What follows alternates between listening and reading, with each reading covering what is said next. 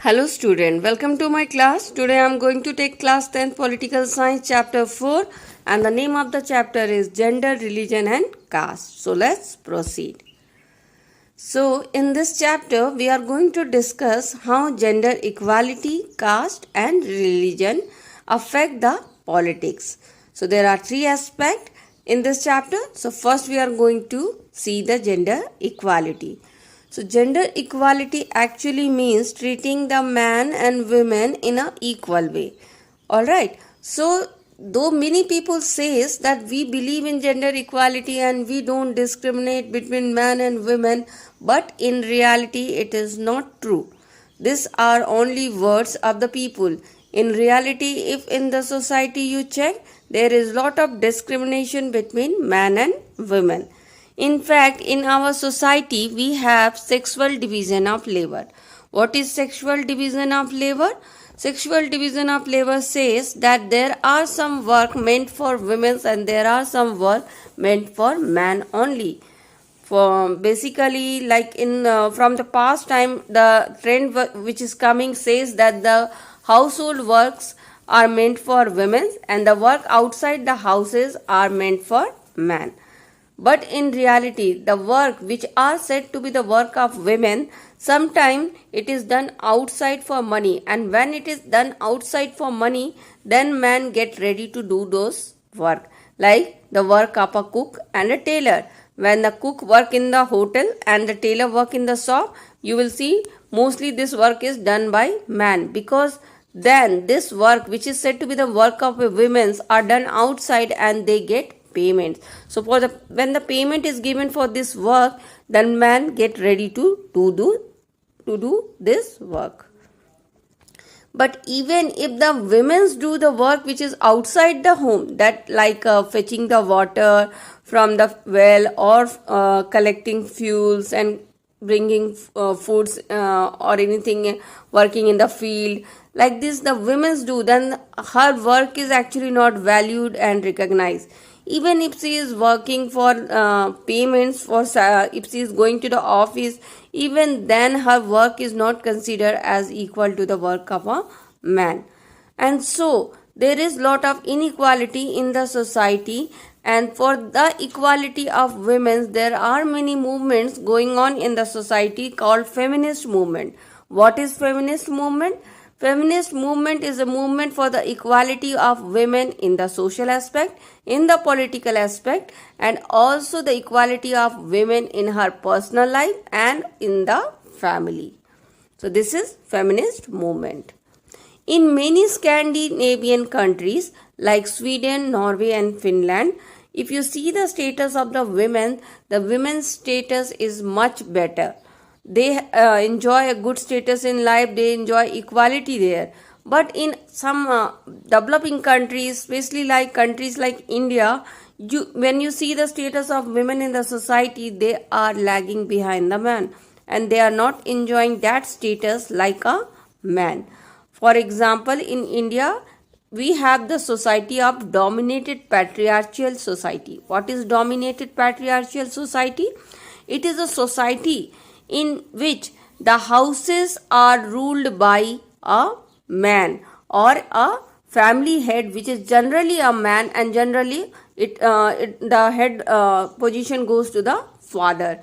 So in such society, in every houses there is a patriarchal system in which the father is the head of the society and the man of the houses used to get the value and power more than the women. So actually we are living in patriarchal society.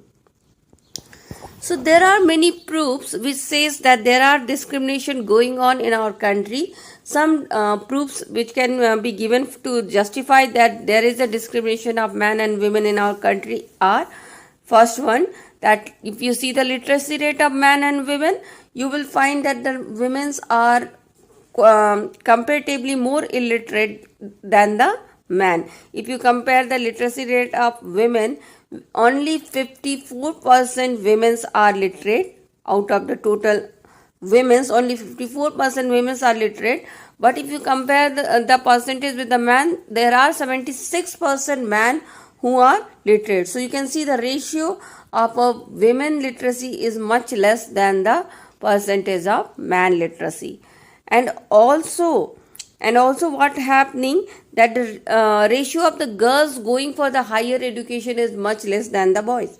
Even though the girls are performing quite well in the classes, in the examination, in the competition, but still if the question comes for sending the girl or a boy for the higher education, the family in our society is preferring to invest their resources in the higher education of their sons and not in their daughter. So there is discrimination in the education field with the women's, where the women's are not given importance and men are given more importance. And the second aspect which shows the discrimination of women, if you see the proportion of women in high paid work, means the work which is getting good salary, if you see how many women are employed in those type of job, then you will find that the percentage of women in high paid job is very less. Even though if you compare the average of how much working hour a woman is giving in a day and how much working hour a man is giving in a day, you will find that women working hour is much more than the man working hour. If you compare on an average, the man work 1 hour less than a woman in the average, on an average if you see. But still, if it is comes to salary, then the women's are very less in the high paid salary group. Even though the government has passed the Equal Remuneration Act of 1976, and this Enumeration Act says that equal payment should be done for the equal work for both men and women. But all these laws are also theoretical. In practicality, it is not been implementing, because for the same kind of work in our society, if you find out the reality, for the same kind of work in a society, men are paid more than women. Apart from this, if you see our society, whenever a woman is pregnant, then the society, most of the society people are expecting and praying for boy child compared to girl child. The girl child is not been preferred. In fact, many times if they come to know that by identifying the sex before the birth, if they come to know that there is the girl child is going to born, many female foeticide work is being done and girl child is being killed inside the stomach only. And this has led to the declining sex ratio. What is sex ratio? Sex ratio is number of women per 1,000 men. Alright, so if the number of women per 1,000 man is less, it means it is very unequal sex ratio. And in India, we have actually unequal sex ratio. There are only 919 women per 1,000 man. So the ratio of women per 1,000 man is very less in India. In fact, in some places of our country, if you see, the women's ratio per 1,000 man is even below 850 to 800. So we are having very so much of unequal sex ratio in our country, and this shows that discrimination of women is going on in our society.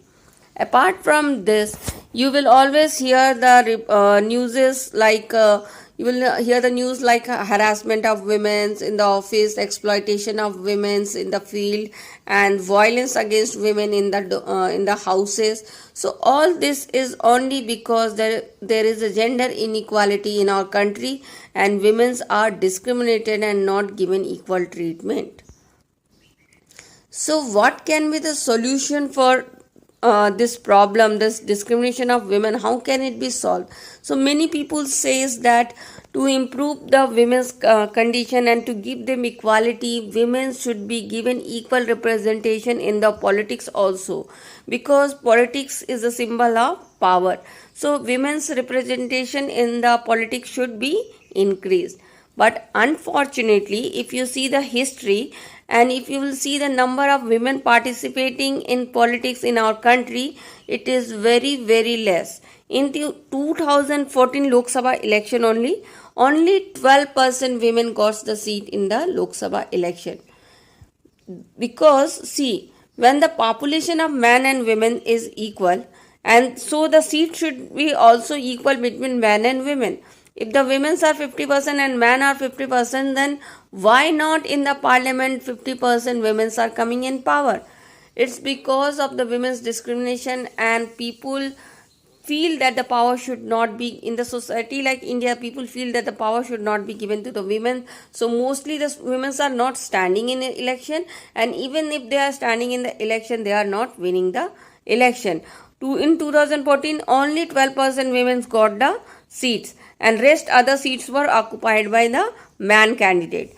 And in 2014 they got 12%. Before 2014 it was much less than 12%, and in fact it was first time 12% seats were achieved for the women's in 2014 election. And if you compare the women participation in politics in India with the women's participation in politics with the Latin America country or the African country, you will come to know that in those countries also the participation of women is much more than the participation of women in our country. Even if the women's in our countries are getting the position of chief minister also, even then in that state also the percentage of women participation in the legislature is not increasing. All right, so many people believe that because the women are not getting their equal participation in politics, and politics is a symbol of power, then there should be done something for this, and their number should be improved. And for this they think that the bill should be passed in the parliament where some seats should be reserved for the women's candidate only. So they need some legal action for this, and this issue is actually debatable, and the bill was proposed in the parliament earlier, and this bill is under discussion and not yet passed. But many argued that this should be done in the parliament, and it should be made legal that 1/3 seat should be reserved for the women in the parliament also. Though in the local government of panchayati and municipality we have reserved the seats for the women to 1/3 on of the population, but in the parliament it is not yet done. So though the seats are not reserved, but government do have taken some steps for the gender equality, and those steps are like many programs have been launched by the government for the equality of women.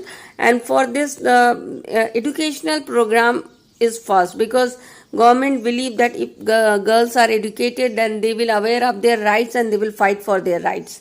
So the girls education program is going on, and the most latest educational program launched by the government is Beti Bachao Beti Padhao program.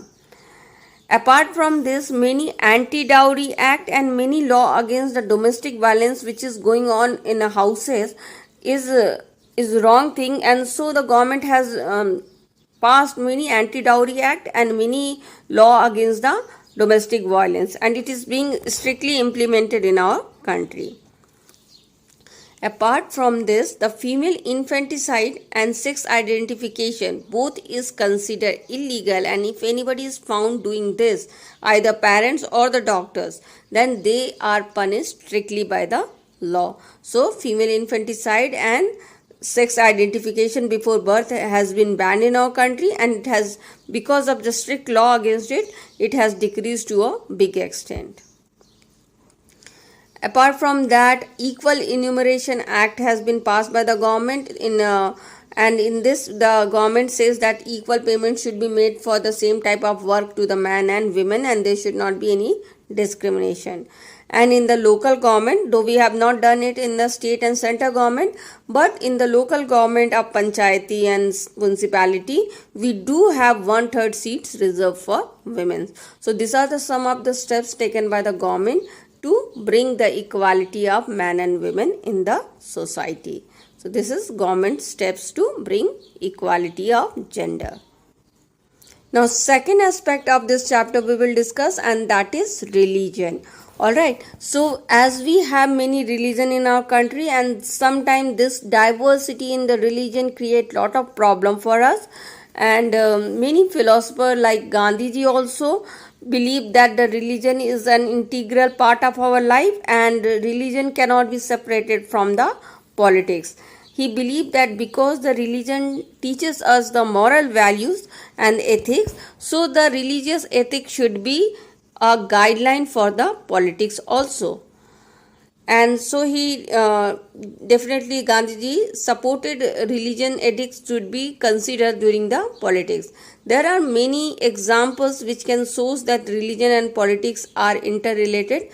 Like sometime many people demands that the government should do something to protect the minority religion, because the minority religious people are mostly affected in the communal riots. So many people demand that there should be law to protect the minority religion.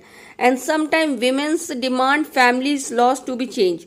The family laws are those laws of the religion which guide the family's rules and regulations.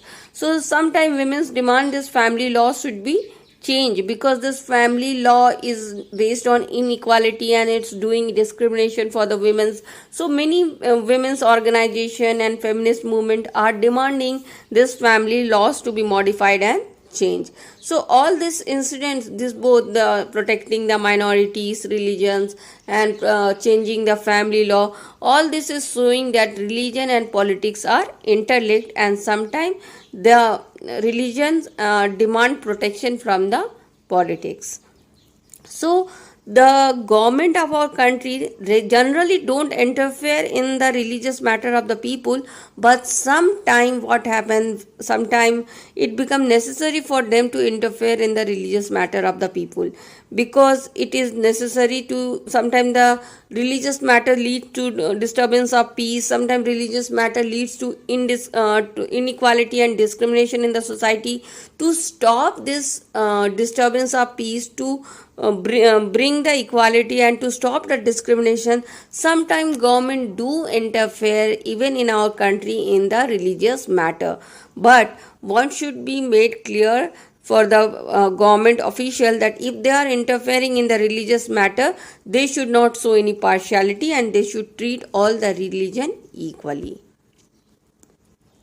So next topic in the religion is communalism. What is the communalism? Communalism is actually the fighting between the two communities. As we have two religion and religion divide us into different communities, and sometimes the fight arises between the two communities, and that is called communalism. And this is happening mostly because of so many reasons, and some of those reasons which is leading to communalism are that if one religion discriminated by the other religions, suppose if somebody follow X religion and it's being discriminated by the Y religious people, so if one religion is discriminating the other religious group people, then it can leads to communalism. And also sometimes what happen, if the not only the two religion are discriminating each other, sometimes what happen, the nation or the state are formed on the basis of religion, or and then if the nation and state are formed on the basis of religion, this create some dissatisfaction and fear in the mind of other religious group people. Like you can have the example of Pakistan, which is found on the basis of religion only. It is found on the basis of Islam religion. So if the state or a country is formed on the basis of religion, then communalism problem is common there. And also sometimes some religious group demand something which can go against the demand and interest of the other religious group. So if a religious group people are demanding something which is against the interest of the other religious group, then this can also lead to communalism. And also sometimes people develop a mentality, they feel that they are following the superior religion and their religion is better than the other religious group people. So if this type of mentality develop among the people, then this also leads to communalism. So sometimes another reason for communalism can be if the state and the government which is having the power and it is using its power to establish the dominance of one religion over the other, then also this situation can lead to communalism problem. And if the state is interfering in religious matter to establish the dominance of one religion over other, if the politics is entering the field of religion, then it can be called as communal politics. And in the communal politics, what happened? The people develop a mentality that we are following one religion, and if we are following one religion, then everyone who is following that particular religion belongs to a same community. So we are belonging to a same community, and one particular religion is mine, and the people who is believing in some other religious groups are not mine, and they are different, and their beliefs they don't respect, and they feel that they are inferior to my religious group, and they treat them in an inferior way. They discriminate with the other religious group. So such kinds of mentality when develop, it's very harmful for the peace and stability of the nation, because in such situation people don't treat each other equally, and they don't consider each citizen equal in the nation. So this communalism has can lead to many problems in the society or in the nation. So many problems can arise if the communal mentality of the people develops. So what are the problems or what are the challenges we will face if the communalism develop? Is first one, religious prejudice, means the stereotype feeling will develop among the people, and they will start feeling that my religious is better and others religion is not better. And this communal mind, if you will develop this type of communal mind, then what will happen? You will start demanding the political dominance, you will start demanding the political power, and the quest, the interest for and the desire for political power will increase. And if the desire for political power will increase, then it will lead to the dominance of majority religion over the community or over the whole country. So who will come to the power if the demands for the religious power, if the demands for political power arises, then definitely the religion which is in majority, that religion will get the rule, and that religion will try to establish its dominance over the other religion. And if such situation arises that majority religion got power and trying to establish its dominance over the other religion, then in such case what will happen? The minority religious group people, the people who are in minority religion, they will feel dissatisfied and angry, and they may desire a separate political unit. They will ask for separate land, separate countries, and they will try to leave our country. So, and another problems which communalism can lead to is the mobilization of religion can lead to the problem like the voters while voting will consider religion as its criteria. The voter will not see whether the development is done or not, whether corruption is removed or not. They will see the religion as the criteria of voting, and this will be very wrong and harmful for the country. And even if somebody comes to the power, they will also start discriminating between the voters of its own religious community and voters of other religious community. So this mobilization of political mobilization on religion is extremely harmful, and many times this type of communalism problem will definitely leads to lot of violence, lots of riots, and lots of massacre in the country. So definitely communalism problem is very bad for the development of any country, or to bring the unity and peace, it is extremely harmful. So what can be the solution to solve the communal problem? The best solution to solve the communal problem is secular state. To have a secular state where you treat each and every religion equally, and you don't discriminate between one or other religion. So India is basically a secular state. There are many points which proves that we are a secular state. Like in India, we don't have any official religion, Like there is some countries which follow official religion, but in India, though we are the land of so many religious group, but we don't have a particular official religion. For example, in Pakistan the official religion is Islam. In Sri Lanka, Buddhism is its official religion. In United Kingdom, in England also, the Christianity is the official religion of that place. But in India, though we are the land of many religion, we don't have any official religion, and we treat every religion equally. And in our country, every citizen is free to follow any religion. It can change its religion anytime, and it can shift from one religion to another religion also. It can follow any religion and can do the religious practice freely. And our constitution prohibit discrimination on the basis of religion. No religious discrimination is done either in the job or in the school or anywhere. If anybody is doing discrimination on the basis of religion, it is considered as illegal in our country.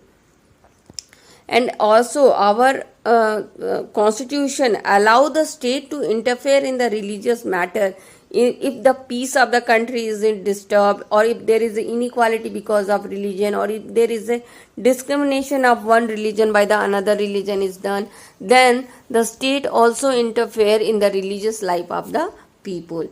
And fifth one is that untouchability is also banned by our country. We cannot follow the principle of untouchability anymore.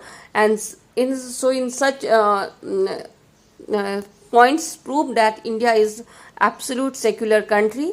And to solve the communalism problem, first requirement is to turn a country into a secular country. Of course, turning the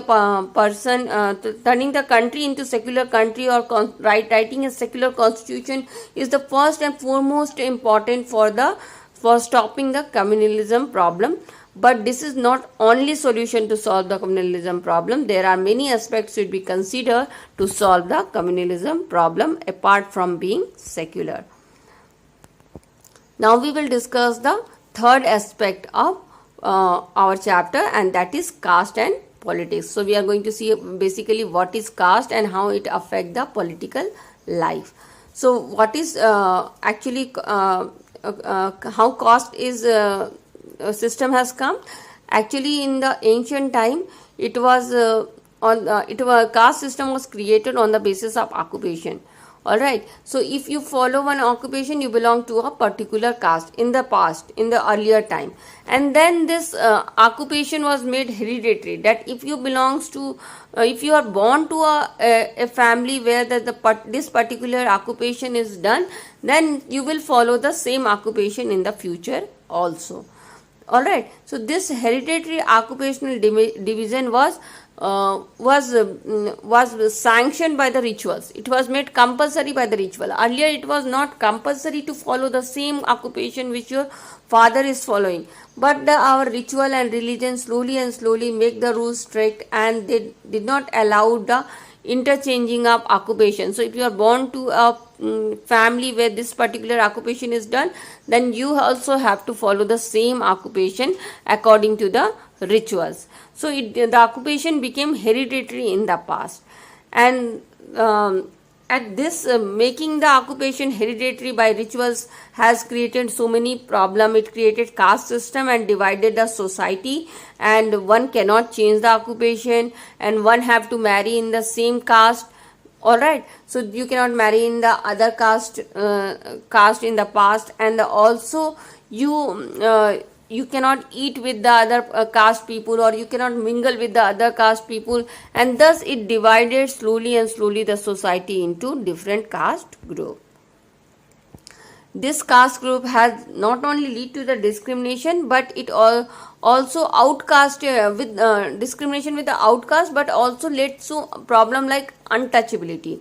All right. So not only you started discriminating outcast people, the people who does not believe to your belongs to your caste, you started discriminating them. But as it has also led to the problem of untouchability. You started feeling that if you will touch somebody who is of inferior caste according to you, you will become impure, and this untouchability actually became a big problem and made the life of the people belonging to the untouchable groups a very difficult one. And to solve this problem, many reformers like Jyotiba Phule, Gandhiji, Ambedkar, Periyar Ramaswamy Nekkar and others fought against it, and they tried to bring the caste equality in the country. This caste hierarchy, what is hierarchy? Hierarchy is the ladder-like system in which you put some caste on the above and some caste below, and you will make an hierarchy that this caste is below that caste and that caste is below this caste, and you will make a full hierarchical list, a ladder list, in which you put the you try to rank the caste according to the status in the society. And this caste hierarchy was very rigid and very strong during the past, but definitely with time it has been decreased, and and the credit goes for this to decrease the caste inequality in our country. The credit goes to the various social reformers who fought for this, and also the socio-economic condition changes, and because of that the caste hierarchy, rigid caste hierarchy also changed, and rigid caste hierarchy become little flexible, and people started thinking broadly.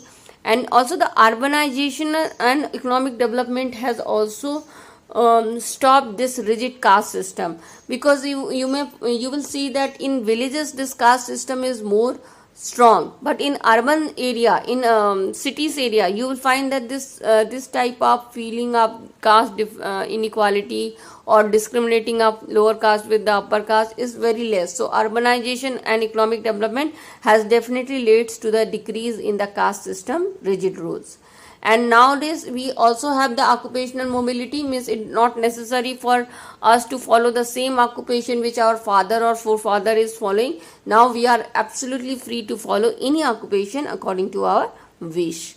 And also the other reason why this caste hierarchy has decreased is weakening of landlord in the villages. Earlier what happened, this landlord used to rule the village, and this landlord usually belongs to the higher caste group, and so when they belong to the higher caste group, they used to support the higher caste people, and they used to ill-treat the lower caste group. But now the landlord system has gone, and it has weakened to a big extent, and so the caste hierarchy has also decreased.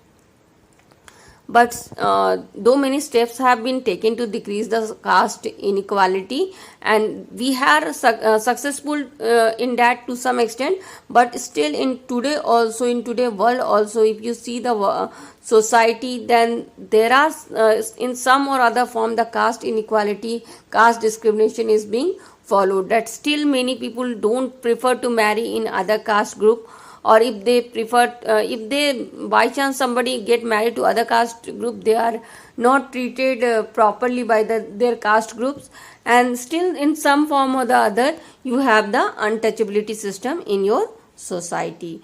So though we have decreased it to a big extent, but still it is present in our society. And this caste system which is existing in our society is mostly because the education was allowed to the upper caste people, and they were allowed to to have education, to have good occupation and good economic status, and the poor people and lower caste people were not allowed to have those opportunity of education and occupation, so they are still facing the discrimination even today. This caste inequality in present day is also continuing, and it is mostly because the education was not allowed to the lower caste people or to the untouchable. But the twice born caste is the caste which belongs to the higher caste, like they are Brahmins, Kshatriya and Vaisyas. These people had lot of advantage, they had lot of right over the other, and this disadvantages of untouchable and advantage of the twice born caste is still continuing. If you still see the statistic, and if you do the survey, you will find some shocking result, that and this shows that still the caste inequality is present in our country. See, in the lower caste and in the upper caste, in both the caste you do have rich people also and the poor people also, But on an average, if you collect the statistic, you will find that the average economic status of the upper caste people is better than the average economic status of the much better. The average economic status of the upper caste is much better than the average economic status of the Dalit and Adivasis.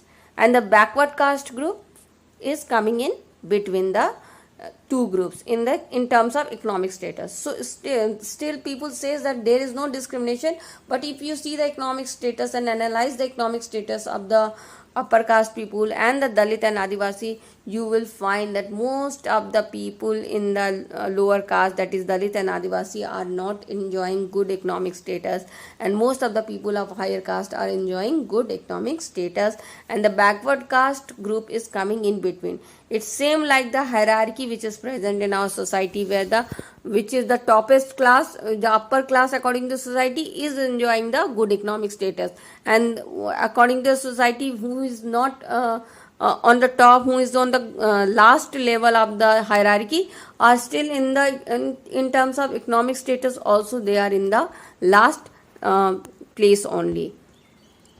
The second thing which you can see and see by comparing the statistic, that proportion of people living in extreme poverty in the higher caste is very, very less, but proportion of people in extreme poverty in the Adivasis and the lower caste people is much more longer. And here also the backward caste is in between, and this position is also just like the society's hierarchy. And the percentage of rich people also, if you will compare, the percentage of rich people in upper caste is much more than the percentage of rich people in the lower caste. Alright, so all this statistic is saying that still the upper caste is in the top position, and Adivasis and the tribals people, Adivasis, they are still in the lower position of the society, and the backward caste was also earlier also was in middle, and today also it is in middle. So though the caste inequality has decreased to a big extent, but still we have lot of inequality, and the statistic also prove that still it is being continued, and still the position of Adivasis and the lower caste peoples has not increased. See, this caste system has entered the politics also. Alright, and in politics it is highly misused, and it is used to gain power in the politics nowadays. So many times what happen, the party what types of how they are playing with the caste system. So what they do, sometimes the party nominate that candidate in a region where the election has to be conducted. The party give ticket to that candidate who belongs to that caste which is in majority in that particular religion, but that particular region. Suppose if a region has the majority of Kshatriya, then the party will see to it that the party ticket is given to that Kshatriya candidate, so that that Kshatriya candidates is belonging to that caste, and the most of the people in that region is belonging to that caste, and so this Kshatriya caste candidate will get the votes on the basis of caste. So what is happening, the party is giving ticket to those candidates who belongs to the majority caste in that particular religion. And second thing, how the politics is playing with the caste is that many times what the party and candidate do is they appeal the voters on the basis of caste. They touch the caste sentiment of the voters, and they try to take their votes in their favor. Like they will talk about they will talk about that we belongs to same caste, or they will talk about that I will come to the power, I will do this to improve my caste, or our caste people are suffering and it can be solved by coming in power. So what they are doing, they are using the caste sentiment of the people to gain the vote. And the third way in which the politics is involved in the caste system is that even if the party win and form the government, while forming the government also, they make sure that representative who is coming in the cabinet should belongs to different caste, so that they can maintain, they do not give the membership on the basis of merit, they give the membership on the basis of caste.